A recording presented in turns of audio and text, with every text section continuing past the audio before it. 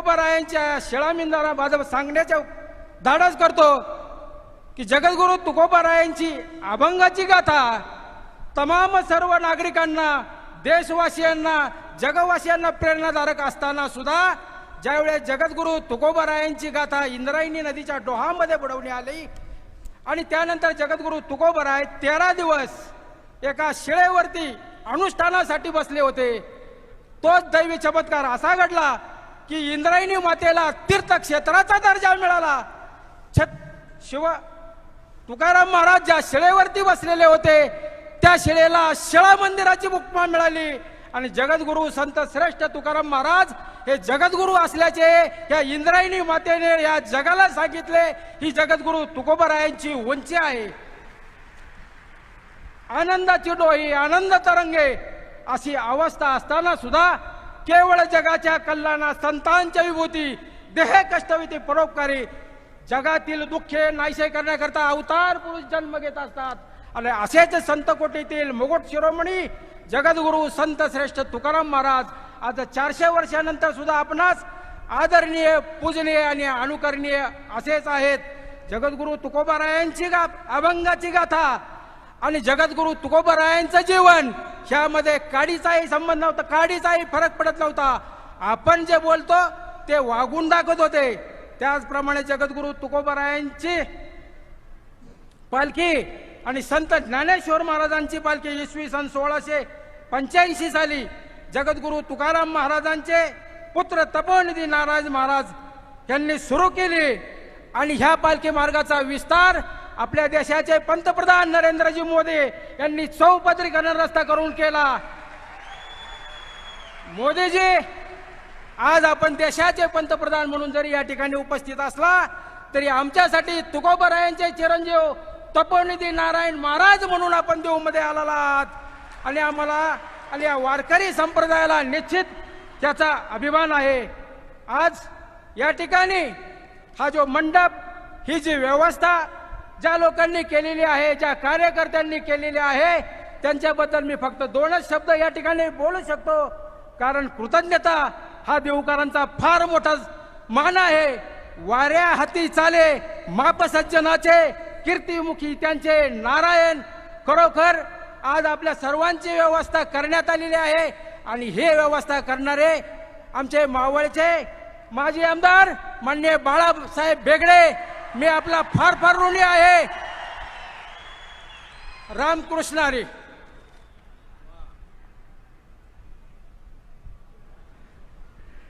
धन्यवाद नितीन महाराज. यानंतर मी महाराष्ट्र राज्याचे विरोधी पक्षनेता माननीय श्री देवेंद्रजी फडणवीस यांना मनोगत व्यक्त करायची विनंती करतो. बोला पुंडलिक वरदा हरी विठ्ठल श्री ज्ञानदेव तुकाराम पंढरीनाथ भगवान की जय. माऊली ज्ञानेश्वर महाराज की, जगद्गुरु तुकाराम महाराज की, भारत माता की, छत्रपती शिवाजी महाराज की. आज खरं म्हणजे आपल्या सर्वांकरता हा अत्यंत आनंदाचा आणि अभिमानाचा सोहळा आहे की प्रत्यक्ष जगद्गुरु तुकाराम महाराजांच्या शिळा मंदिराच्या उद्घाटन प्रसंगी आपल्यामध्ये भारत देशाचेच नाही तर अखिल विश्वामध्ये सर्वाधिक लोकप्रिय असलेले पंतप्रधान आदरणीय नरेंद्र मोदीजी या ठिकाणी आले आहेत. मी त्यांचं स्वागत करतो. मंचावर उपस्थित महाराष्ट्राचे उपमुख्यमंत्री माननीय अजितदादा पवार, आमचे अध्यक्ष माननीय चंद्रकांतदादा पाटील, त्याचप्रमाणे विशेष रूपानं या ठिकाणी उपस्थित आपल्या सर्वांचेच अतिशय ज्येष्ठ मारुतीबुवा कुरेकर महाराज, त्याचप्रमाणे या मंदिर समितीचे अध्यक्ष नितीन महाराज मोरे, आचार्य तुषार भोसले, मंचासमोर बसलेली सर्व विद्वज्जन, सर्व संतगण आणि उपस्थित सर्व माझ्या वारकरी भगिनी आणि बंधूंनो, आपल्या सर्वांना जय हरी. मी स्वतःला अतिशय भाग्यशाली समजतो. कदाचित मागच्या जन्मात कुठली तरी पुण्याई केली असेल म्हणून आज या मंदिराच्या उद्घाटन प्रसंगी माननीय मोदीजींसोबत मला देखील उपस्थित राहता आलं. मी खरोखर नितीन बुवा आपले अतिशय मनापासून आभार मानतो. पवित्र ते कुळ, पावन तो देश, जिथे हरीचं दास घेती जन्म, कर्म धर्म त्याचे झाला नारायण, त्याचेनी पावन तिन्ही लोक. तुकाराम महाराजांनी खरं म्हणजे या ठिकाणी आपल्याला जी दिशा दिली, समाजामध्ये ज्या काळामध्ये नैराश्य होतं आणि आपण बघितलं तर यादव साम्राज्य संपल्यानंतर ज्या प्रकारे संपूर्ण समाज छिन्न विछिन्न झाला होता, श्रद्धेच्या जागी अंधश्रद्धा, बुवाबाजी, मोठ्या प्रमाणात कर्मकांड यामध्ये समाज लीन होत होता आणि मोठ्या प्रमाणात शोषण सुरू होतं. त्यावेळी भागवत धर्माची पताका हातात घेऊन आमच्या संतांच्या मांडियाळींनी या महाराष्ट्र धर्माला पुन्हा जागृत केलं, भागवत धर्माला जागृत केलं. आणि खऱ्या अर्थानं या ठिकाणी ज्ञानेश्वर माऊलींनी पाया रचला, पण त्याचे कळस झाले ते जगद्गुरू तुकाराम महाराज. आणि या भागवत धर्माला जनाजनापर्यंत, बहुजनापर्यंत पोचवून सश्रद्ध समाज पण अंधश्रद्धेपासून दूर समाज अशा प्रकारचा एक समाज तयार करण्याचं काम हे खऱ्या अर्थानं या ठिकाणी तुकाराम महाराजांनी केलं. शब्दची आमुच्या जीवाचे जीवन, शब्द वाटू धन जनलोकी. हे शब्दाचं धन ज्या प्रकारे त्यांनी दिलं, त्या शब्दाच्या धनामध्ये इतकी ताकद होती की ते शब्द कोणी मिटवू शकले नाही. इंद्रायणी डुबवा की शिळेनी बंद करा, पण ते तुकोबारायांचे शब्द होते. ते शब्द पुन्हा वर आले आणि त्या शब्दाने जनाजनाला व्यापून घेतलं. आणि म्हणून मला असं वाटतं की आजही तो जो मार्ग त्यांनी दाखवलाय त्या मार्गाने चालण्याचं कामच आपले पंतप्रधान करतायत. जे का रंजले गांजले त्यांसी म्हणे जो आपुले, तोची साधू ओळखावा, देव तेथेची जाणावा. हाच मंत्र पंतप्रधानांनी स्वीकारला आणि गरीब कल्याणाचा अजेंडा घेऊन रंजल्या गांजल्यांकरता काम करणारे आपले पंतप्रधान हे खऱ्या अर्थानं वारकरी आहेत. कारण वारकऱ्यांमध्ये कोणी मोठं नसतं, कोणी छोटं नसतं, सगळे वारकरी सेवक असतात. आपले पंतप्रधान प्रधान सेवक आहेत. त्यामुळे सबका साथ, सबका विकास, सबका विश्वास, सबका प्रयास हेच तर वारकरी संप्रदाय सगळ्यांना सांगतो. आणि तेच सांगण्याचं काम माननीय पंतप्रधान मोदीजी करतायत. आणि विशेषतः संपूर्ण जगाकरता जे पसायदान मागितलं आणि संपूर्ण जग आपलं आहे असं जे ज्ञानेश्वर माऊलींनी सांगितलं, त्या जगाला आपलं मानून कोरोनाच्या काळामध्ये संपूर्ण जगाला या ठिकाणी वॅक्सिनचा पुरवठा करण्याचं काम माननीय मोदीजींनी केलं. आणि भागवत धर्माचा जो विचार आहे तो विचार सामान्य माणसापर्यंत त्यांनी पोचवला. आज खरं म्हणजे त्यांचंच भाषण ऐकण्याकरता आपण सगळे या ठिकाणी आलेलो आहोत. मी अधिक वेळ घेणार नाही. आपल्या सगळ्यांच्या वतीनं त्यांचं या ठिकाणी स्वागत करतो आणि तुकोबा रायाच्या चरणी लीन होऊन त्यांचा आशीर्वाद घेऊन या ठिकाणी माझं बोलणं संपवतो. जय हिंद, जय महाराष्ट्र, जय हरी.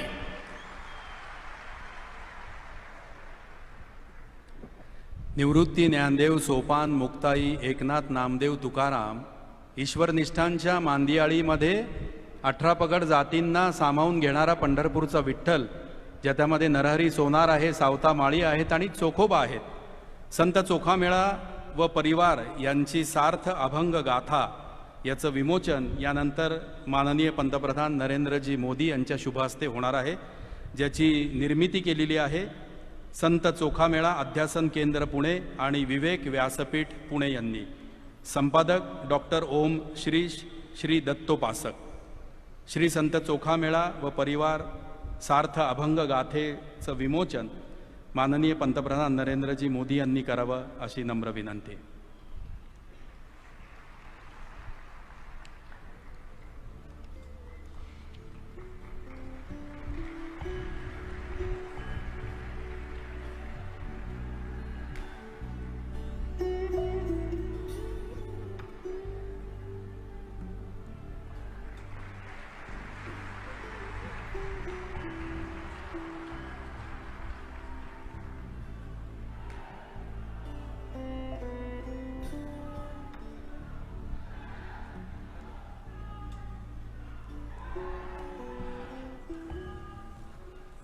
माननीय नितीन महाराज मोरे आणि देवेंद्रजींनी आत्ता सांगितलं की माननीय मोदीजी इथे एक भक्त एक वारकरी म्हणून आलेले आहेत.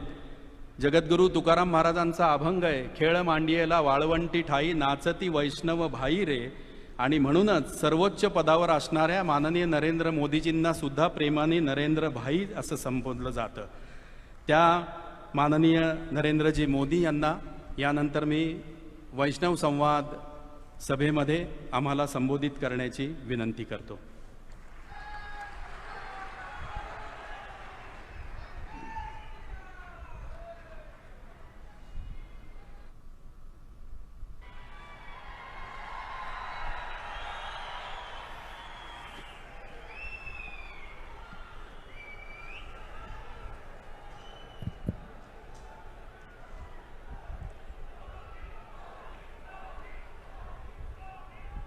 श्री विठ्ठलाय नमः.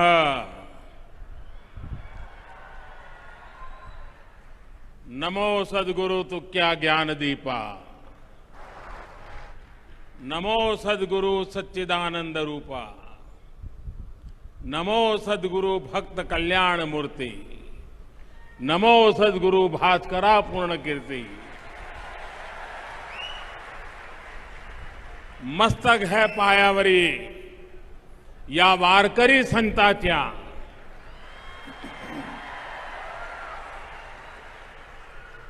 महाराष्ट्र के उपमुख्यमंत्री श्री अजित पवार जी, प्रतिपक्ष नेता श्री देवेंद्र फडणवीस जी, पूर्व मंत्री श्री चंद्रकांत पाटिल जी, वारकारी संत श्री मुरली बाबा कुरेकर जी, जगत गुरु श्री संत तुकाराम महाराज संस्थान के चेयरमैन नितिन मोरे जी, आध्यात्मिक अघाड़ी के प्रेसिडेंट आचार्य श्री तुषार भोसले जी, यहां उपस्थित संतगण, देवी और सज्जनों, भगवान विट्ठल और सभी वारकरी संतों के चरणों में मेरा कोटि कोटि वंदन.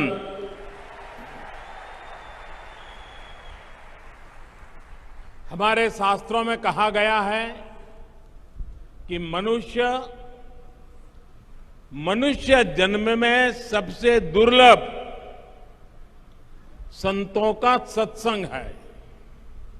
संतों की कृपा अनुभूति हो गई तो ईश्वर की अनुभूति अपने आप हो जाती है. आज देहू की इस पवित्र तीर्थ भूमि पर मुझे यहां आने का सौभाग्य मिला और मैं भी यहां वही अनुभूति कर रहा हूं. देहू संत शिरोमणि जगतगुरु तुकाराम जी की जन्मस्थली भी है, कर्मस्थली भी है. धन्य देहू गांव पुण्य भूमि ठाव. तेथे नांदे देव पांडुरंग. धन्य क्षेत्रवासी लोकते देवाचे. उच्चारिती वाचे नाम घोष.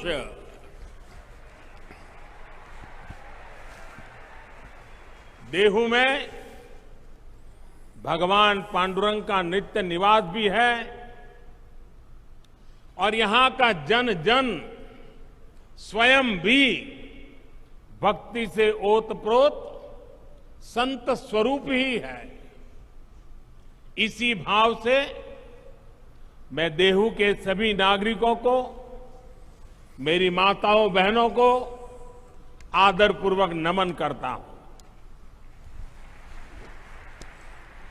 अभी कुछ महीने पहले ही मुझे पालकी मार्ग में 2 राष्ट्रीय राजमार्ग को 4 लेन करने के लिए शिलान्यास का अवसर मिला था. श्री संत ज्ञानेश्वर महाराज पालकी मार्ग का निर्माण 5 चरणों में होगा और संत तुकाराम महाराज पालकी मार्ग का निर्माण 3 चरणों में पूरा किया जाएगा। इन सभी चरणों में 350 किलोमीटर से ज्यादा लंबाई के हाईवे बनेंगे और इस पर 11,000 करोड़ रुपए से भी अधिक का खर्च किया जाएगा। इन प्रयासों से क्षेत्र के विकास को भी गति मिलेगी। आज सौभाग्य से पवित्र शिला मंदिर के लोकार्पण के लिए मुझे देहू में आने का सौभाग्य मिला है।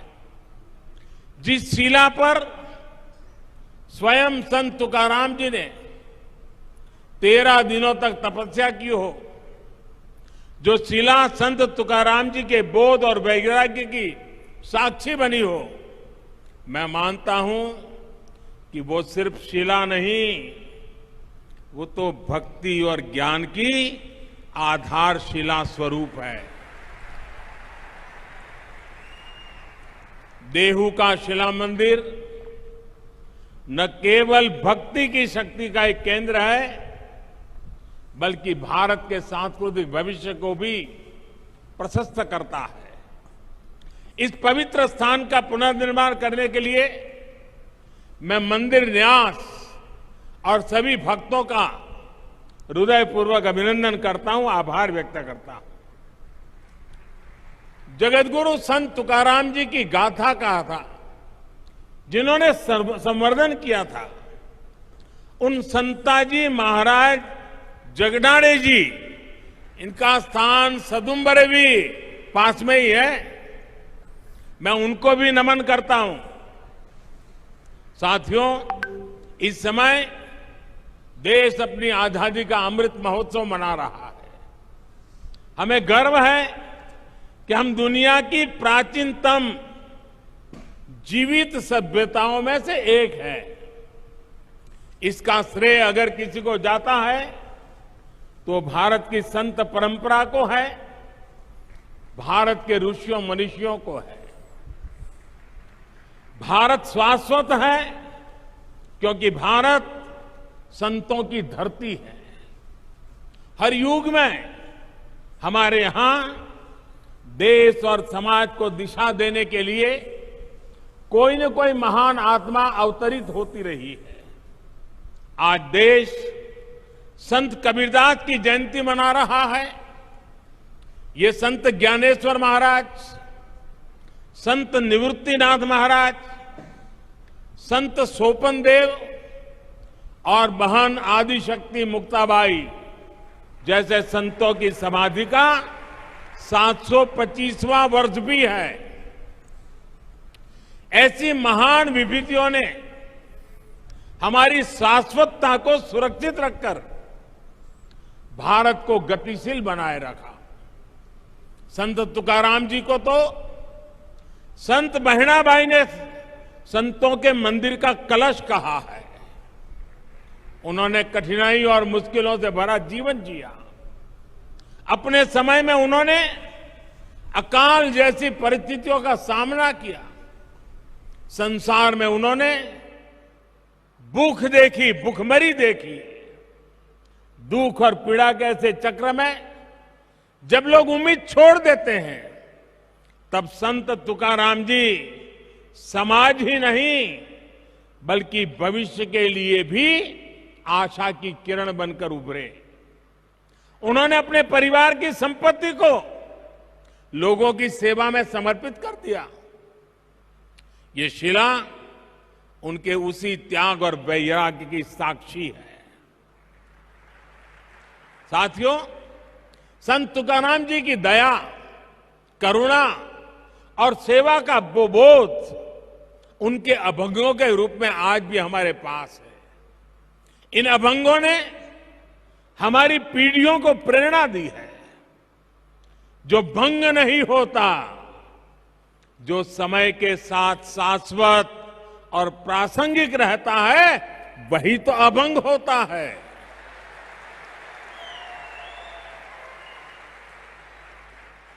आज भी देश जब अपने सांस्कृतिक मूल्यों के आधार पर आगे बढ़ रहा है तो संत तुकाराम जी के अभंग हमें ऊर्जा दे रहे हैं, मार्ग दिखा रहे हैं।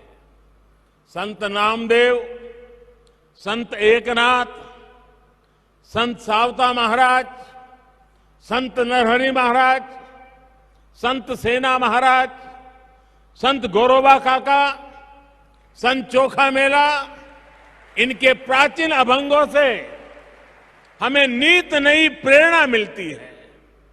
आज यहां संत चोखा मेला और उनके परिवार द्वारा रचित सार्थ अभंग गाथा के विमोचन का भी मुझे सौभाग्य मिला है। इस सार्थ अभंग गाथा में इस संत परिवार की 500 से ज्यादा अभंग रचनाओं को आसान भाषा में अर्थ सहित बताया गया है। भाइयों और बहनों, संत तुकाराम जी कहते थे, ऊंच नीच काहि नेणे भगवंत, अर्थात समाज में ऊंच नीच का भेदभाव, मानव मानव के बीच फर्क करना, ये बहुत बड़ा पाप है। उनका ये उपदेश जितना जरूरी भगवत भक्ति के लिए है, उतना ही महत्वपूर्ण राष्ट्र भक्ति के लिए भी है, समाज भक्ति के लिए भी है। इसी संदेश के साथ हमारे वारकरी भाई बहन हर वर्ष पंढरपुर की यात्रा करते हैं। इसलिए आज देश सबका साथ, सबका विकास, सबका विश्वास, सबका प्रयास के मंत्र पर चल रहा है। सरकार की हर योजना का लाभ हर किसी को बिना भेदभाव मिल रहा है। वारकरी आंदोलन की भावनाओं को सशक्त करते हुए देश महिला सशक्तिकरण के लिए भी निरंतर प्रयास कर रहा है। पुरुषों के साथ उतनी ही ऊर्जा से वारी में चलने वाली हमारी बहनें पंडरी की वारी अवसरों की समानता का प्रतीक रही है। साथियों, संत तुकाराम जी कहते थे, जेका रंजले गांजले, जेका रंजले गांजले, त्यासी मणे जो आपुले, तोची साधु ओळखवा, देव तेथेची जानवा।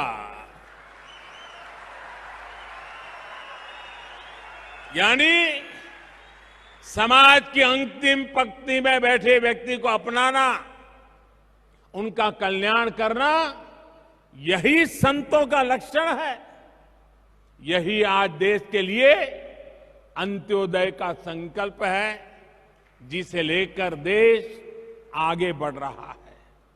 दलित, वंचित, पिछड़ा, आदिवासी, गरीब, मजदूर, इनका कल्याण आज देश की पहली प्राथमिकता है।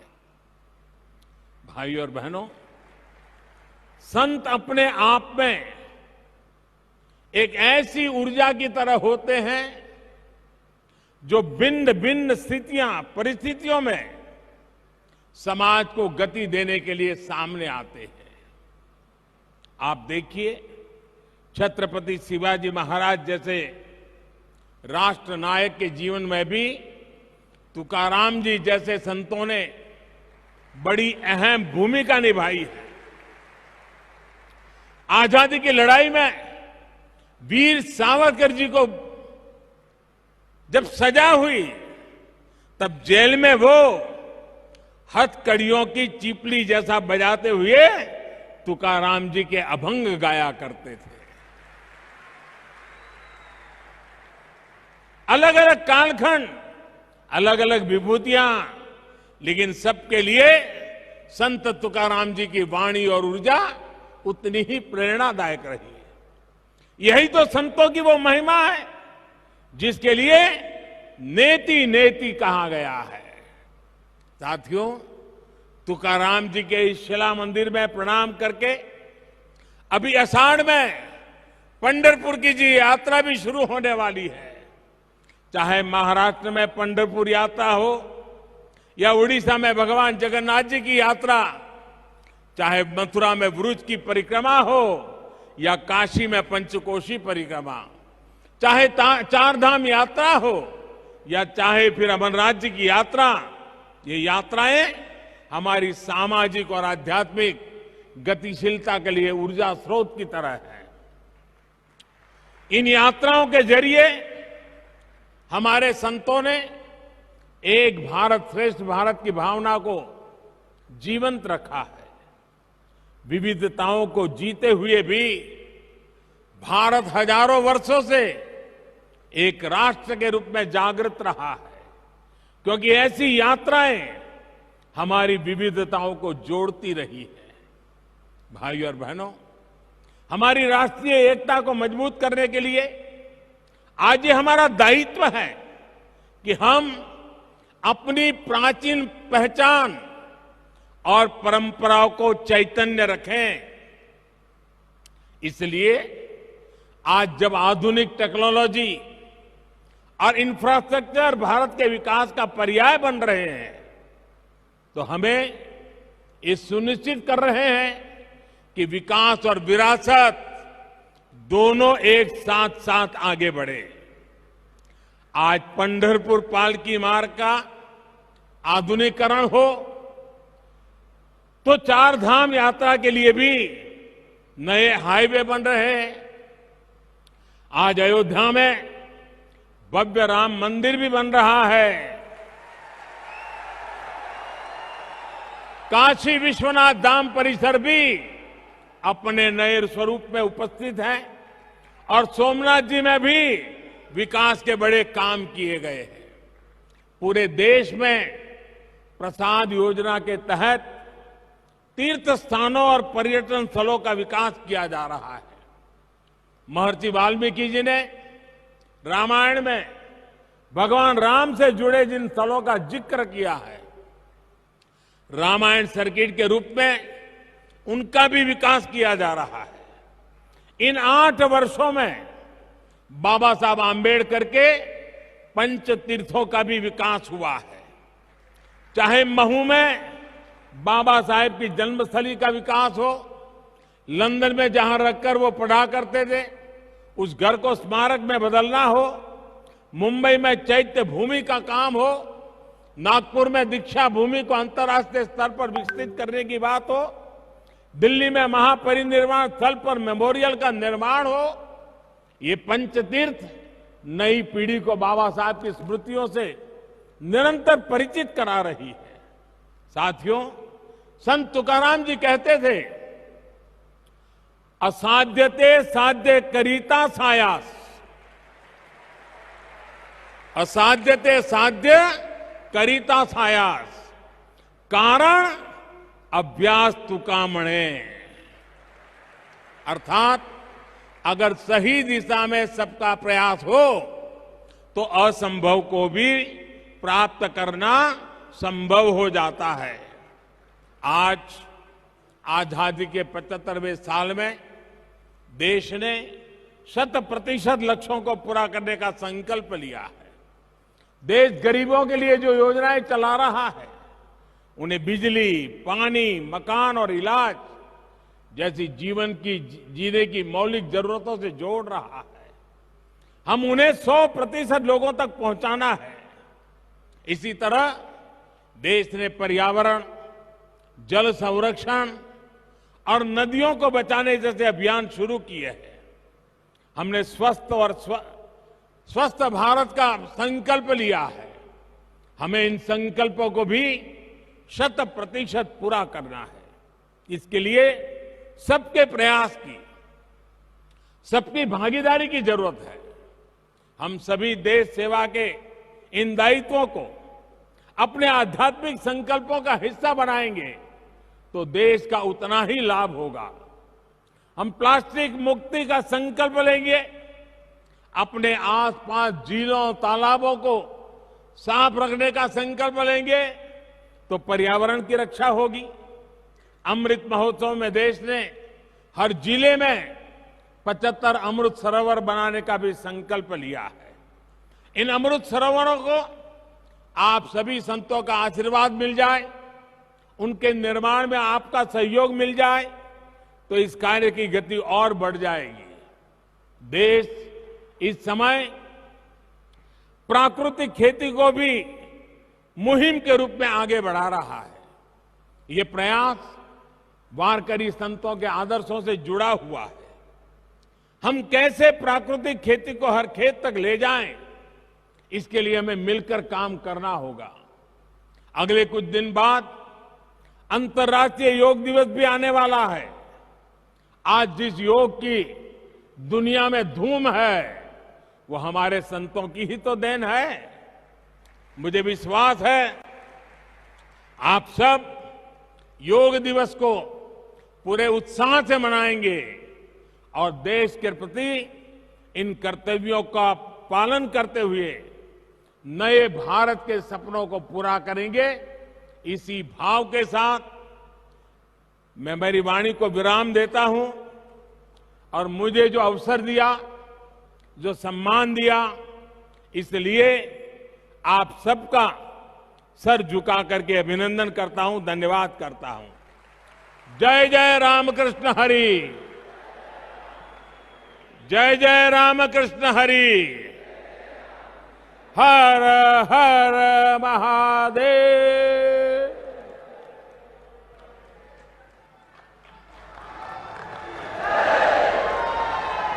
जगद्गुरु श्री संत तुकाराम महाराज संस्थान श्री क्षेत्र देहूच्या वतीने या समारंभाला उपस्थित राहिलेले माननीय पंतप्रधान नरेंद्रजी मोदी, माननीय नामदार अजितदादा पवार, विरोधी पक्षनेते देवेंद्रजी फडणवीस, माननीय चंद्रकांतदादा पाटील, आदरणीय शांतीब्रह्म हरिभक्तपरायण मारुती बाबा कुरेकर आणि आचार्य तुषारजी भोसले, या सर्व मान्यवरांचे आम्ही खूप मनपूर्वक आभार मानतो। धन्यवाद। चा कार्यक्रम या ठिकाणी संपन्न झाला असं जाहीर करतो।